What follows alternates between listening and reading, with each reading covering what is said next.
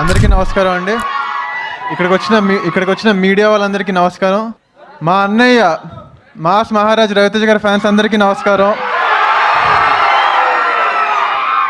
And ముందుగా ఇక్కడికి విచ్చేసిన అంటే బాబీ గారికి థ్యాంక్స్ చెప్పుకోవాలి. మారెమ్మ కరెక్ట్గా లాస్ట్ ఇయర్ ఇదే సమయంలో మొదలెట్టాం కదా మన షూటింగ్. ఇప్పుడు టీజర్ ద్వారా మీ అందరి ముందు ఉండటం చాలా హ్యాపీగా అనిపిస్తుంది. ఈ మొహాల్లో ఉంచుకుంటారా అని అనుకుంటారా? నాగరాజ్ గారు థ్యాంక్ యూ సో మచ్.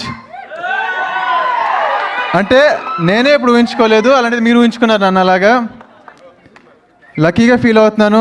ఈ స్క్రిప్ట్ నాకు చాలా ఎర్లీ స్టేజెస్లోనే వచ్చినందుకు, మీ విజన్ని సపోర్ట్ చేసినందుకు కుశాల్ గారికి, మయూర్ గారికి థ్యాంక్ యూ సో మచ్ అండి. అలాగే మీ విజన్ని బాగా విజువల్గా చూపించినందుకు ప్రశాంత్ గారికి, ఈయన విజువల్స్ చాలా బాగా వచ్చినాయి. One of the main asset మాకు. Thank you so much. And music ఎలా అనిపించింది? మ్యూజిక్ ఎవరైనా అంటే ఇప్పుడు నా లుక్ ఇలా ఉండేది, ఇలా ఎలా ఎక్స్పెక్ట్ చేయరో ఆయన నుంచి కూడా అంతే. చాలా సాఫ్ట్ సినిమాలు చేసుకుంటూ వచ్చారు ఇప్పుడు దాకా.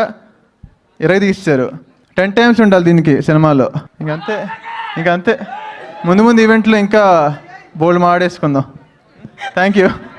రవితేజ గారి నుంచి నేర్చుకున్న ఏ ఎలిమెంట్ని మీరు మారెమ్మలో యూజ్ చేశారు? ఐ మీన్ మారెమ్మలో అంటే బేసిక్గా లైఫ్లోనే ఏది సీరియస్గా తీసుకోకపోవడం.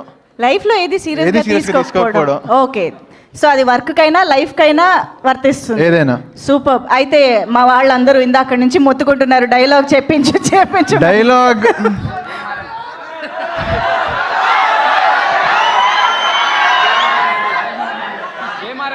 ఈ డైలాగ్తో డిసప్పాయింట్ అవ్వకండి. జై మారమ్మ.